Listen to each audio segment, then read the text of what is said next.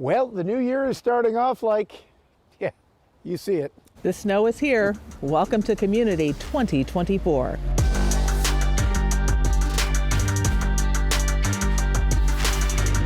Hi, I'm Pete Gallivan. And I'm Claudine Ewing. Well, this past week, exactly 1 week after the birthday of Dr. Martin Luther King Jr., a sad day, the passing of his youngest son. But the nation still observed Dr. King's birthday, and here's our look back. He fought and died while fighting for civil rights. Pay attention to the word civil. It's why on MLK Day 2024 in Buffalo, the focus was on service. Whether it was just doing repairs or painting at Lutheran Church of Our Savior in Buffalo, serving makes a difference. And this is a volunteer group that, in the name of Dr. King, is giving back to the community much of what he gave to us when he was our champion for justice and freedom. Clifford Bell, former councilman, now a deacon and member of the Buffalo African American Museum, shares something with Dr. King. I was born the same year as Dr. King was born, 1929, and have been a champion for him and perpetuating his memory in this area for almost 60 years or better. The nation remembers the man. I have a dream. In Washington, D.C., a day of reflection and reconciliation was held at the Martin Luther King Jr. Memorial on the National Mall. For the King family, what does this day mean? My mom always talked about the King holiday as a day on, not a day off. We often think about taking off on holidays, but we must stay engaged. We must stay on the battlefield. We must work to make sure voting rights are protected and preserved, make sure democracy is preserved. And that's why the day after the MLK holiday is a national day of racial healing. A Howard University law professor believes the nation has a lot of healing to do. It's very clear that we have not reached Dr. King's dream. And we're going to see that likely in full effect this year in 2024, this election year. Civil, something MLK dreamed about. Service, something those today are doing. And as we celebrate a new year and, of course, Dr. Martin Luther King Jr.'s birthday, here on commUNITY, it also means we're celebrating what's new in Buffalo and beyond. And here in Washington, what's new is a new beginning for Congressman Brian Higgins. I didn't come here to change the world. I came to change my community, my neighborhood, my city, and to the benefit, hopefully, of the good people of the city. I'm traveling 11 months out of the year. I love my city, and I want to spend more time in it. And that I've had the opportunity to go and lead on a kind of cultural institution like the Shays Buffalo is extraordinary. So it's still public service. Congress is a big public institution. Shays is a public institution of a cultural nature. So it's all about finding ways to be more impactful. So now he'll go from the Capital District to the Theater District, right there in his hometown of Buffalo. Speaking of Buffalo, there are new faces and leaders in positions of power on the Common Council. Leah Halton Pope is one of 2 women on the council. She will serve as majority leader. I'm kind of still overwhelmed. I'm not quite sure it's fully set in just yet. But I think what it means for our city means we're on the right path, that we have 2 now. Who knows what will happen in 4 years. But it means that we have a voice at the table, and to be able to serve the Ellicott District, this new district that's so diverse and so broad, and to fill, or at least walk in the next steps of former Council President Pridgeon's footsteps is a big deal. What's your plan for next? Claudine, listen, I have a lot of plans, but truthfully, where I'm gonna start is what people asked me for. And they said to me, can we just get the street sweepers? Can we get some flower pots? Can our neighborhood look like a neighborhood? I have a plan to build up our business districts, right? Get our local entrepreneurs into actual physical brick and mortar buildings on Jefferson, on Fillmore, on Bailey, on Gallivan, on Kensington. We have all of this space and we're not utilizing it to help our community grow. I am here to represent Maston, but I want my whole city to look good. Chris Scanlon is now council president. What do you want to do? What do you want to bring? What do you want to see Buffalo thrive to become? I want to see Buffalo become the cleanest, the safest, the best city possible to live, work, and raise a family in. And I don't think we're that far off from it. I think there's some challenges ahead of us in the near future that we're going to have to deal with. It's been a long time since someone who represents South Buffalo has had that leadership position in the council. I got a tweet right away when I said that you were the new council president, and someone said, well, finally South Buffalo has representation, as if they didn't before. Yeah. But what does that carry? What does that mean to you when you hear things like that? You know, having grown up in the city my entire life and in South Buffalo for the vast majority of it, it's a proud neighborhood. It is, and I think that's what that stems from. Just having, you know, someone from the neighborhood in a position of leadership, I think it's just a prideful thing. And while my neighborhood is what drives me to do this job, it's the city of Buffalo as a whole we have to focus on too. We have a lot ahead of us in these upcoming years, and finding a way to make sure that Buffalo feels stronger, that we are connected, and that we're fiscally sound, that's important. And that only happens if we work together, and that's my intention. Coming up, more of what's new in 2024. And as we head to break, remembering the dream. I had a chance to visit the MLK Monument in Washington, D.C. I have a dream that my 4 little children will one day live in a nation where they will not be judged by the color of their skin, but by the content of their character. I have a dream today.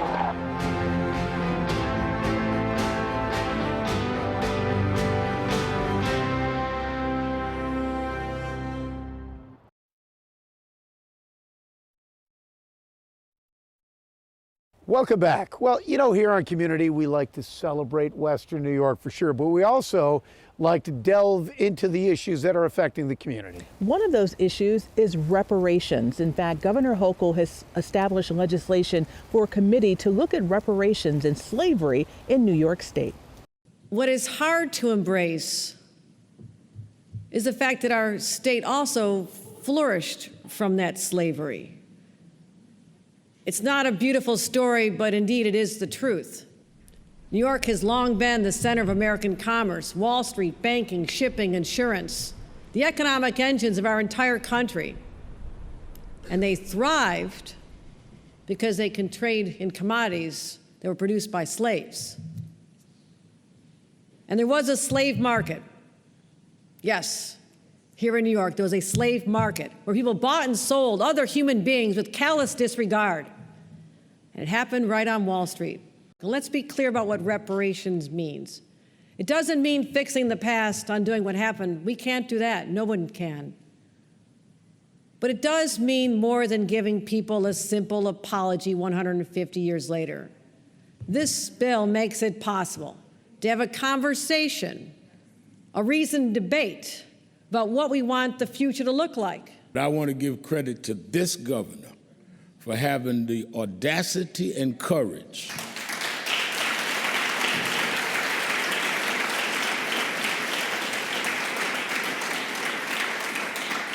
to do what others wouldn't do. And I don't want to pretend I didn't have some concerns about this. I know many have. But here's what I do know.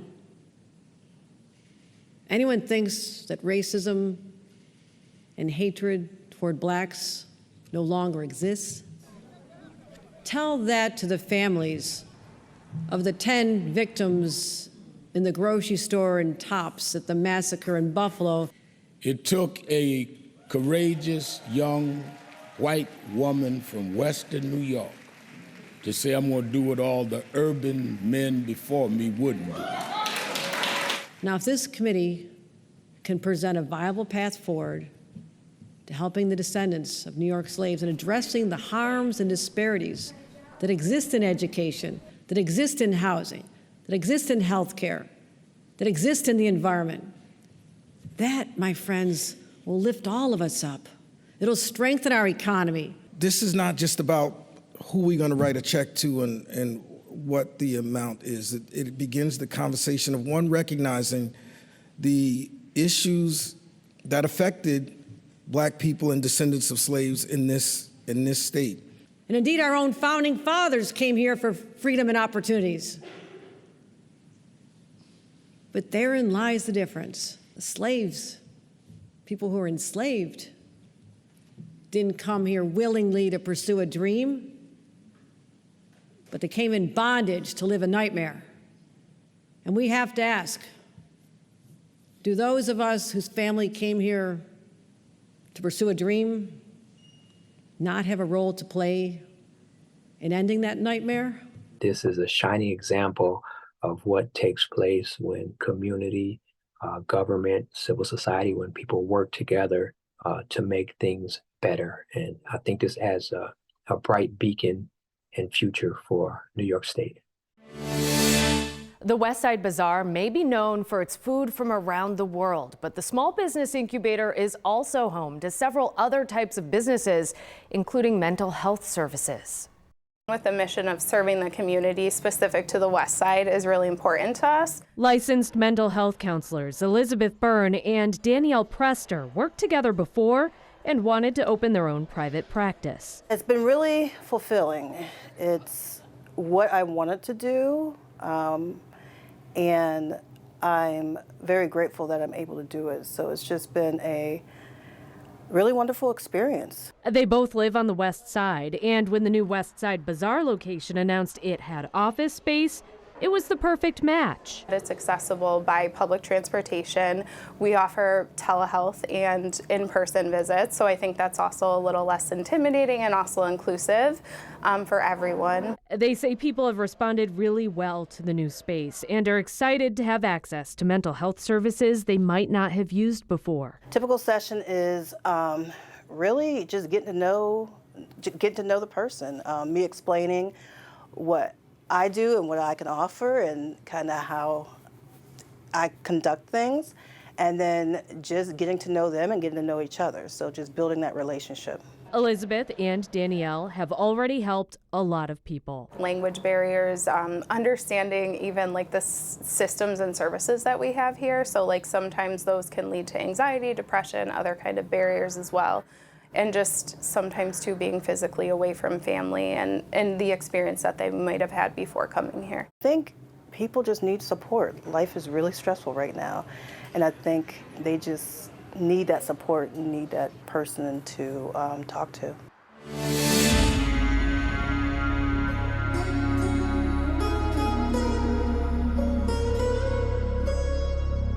Every year, the Siobhan family celebrates Diwali. Pretty much you will see, even the decoration and all, we keep it that way. We keep the house festive. Diwali is known as the Festival of Lights. The way we celebrate Christmas here, back in India, we celebrate Diwali the same way. That's the biggest festival. And this next school year, Sunny and Maria's son Shri won't have to be away from his family because his school, which is a part of the Williamsville School District, is letting all students and staff off for the holiday. I've been in US almost for 15 years now, so I've not seen this way happening where Diwali has been turned into a holiday here. I've not seen it. So normally, I go to office, then we come in the evening, we do like our get together and all. The next day we are going to office, he's going to school.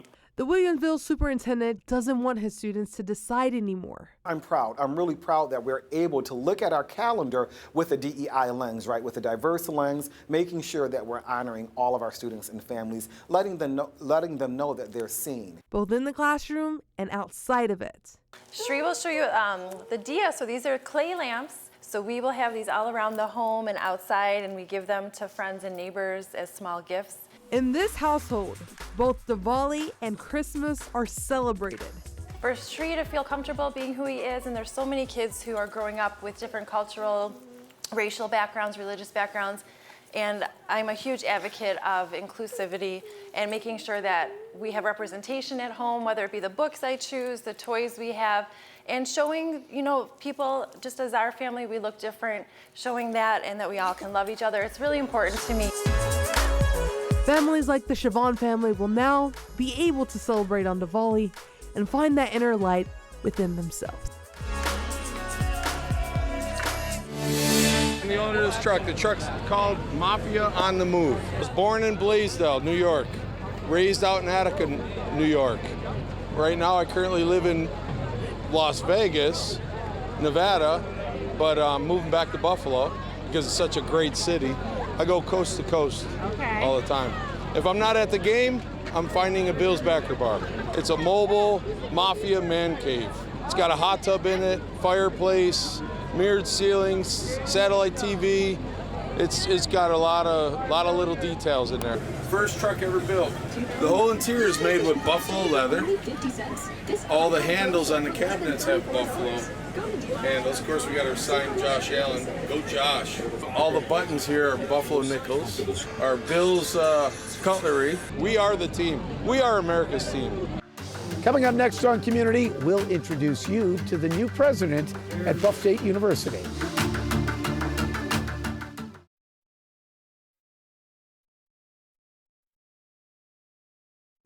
Buffalo's East Side is mourning the loss of a woman who was deeply committed and connected to her community, Stephanie Barber Jeter. For years, she has pressed to repair damage done to her community when the expressway separated a neighborhood.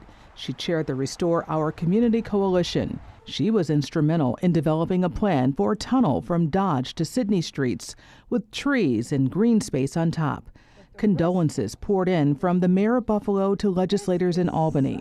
Stephanie Barber Jeter was 69 years old. And the comings and goings also include this year Buff State University. A new president is coming. I hope he's ready for the snow. What attracted you to Buffalo State University?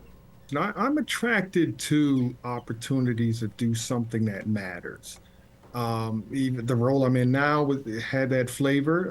I was a dean at the College of Engineering, Technology, Physical Sciences at Alabama A&M, similar kind of thing. And even when I was back in Rochester many years ago, it's a similar opportunity to build, to grow, and to do something that matters in a community that is open to it. How do you plan to address retention and enrollment, which has seen a decline? Starting right off the bat is trying to transform the university into a place that is known for being a home for the students. This is all about the students. I care about students, and I want that reflected throughout, up and down the university's representation, that the students matter. This is a place that is there for them, whatever challenges they may have as they come and navigate their academic career path. We're there to help them along. Higher education today is not the higher education of yesterday. Students, they have a plethora of issues that they're dealing with, whether it's work, whether it's family, school. How do you lead a university to ensure that the students are heard and that they are also educated well? It's important that universities meet that change and shift the way they do business in order to stay up with that. And I think I'm seeing that all across the United States. I look forward to drafting a strategy together with the community there and with the constituents on the campus, coming up with a strategy that will address that very issue. Interesting that you want to get community involvement. Does your plan include new programs that are going to be tailored to the students of today? I do, because one of the things that is important, I look at multidisciplinary programs as a key. I'm sure you are aware that there's a deficit, and I know you don't know all the ins and outs of it just yet, but any plans right now to address it, whether it's reducing or eliminating programs that are just not seeing growth, and obviously layoffs, if that's even a possibility or something that you're thinking about. But any thoughts on that budget deficit? Well, I have to get in there and see what's going on and, understand the structure a lot better. So I'm going to be coming in there, rolling my sleeves up, proverbially, and get into work on those issues. I can't say about cuts and things like that at this time. It's just too early to talk about. You talked about your background a little bit, professor of electrical engineering. Yes. You're an inventor. Tell us about your invention. Oh, wow. Let's start talking about that. We'll be here for a long time, but I'll try to summarize it in a couple of ways.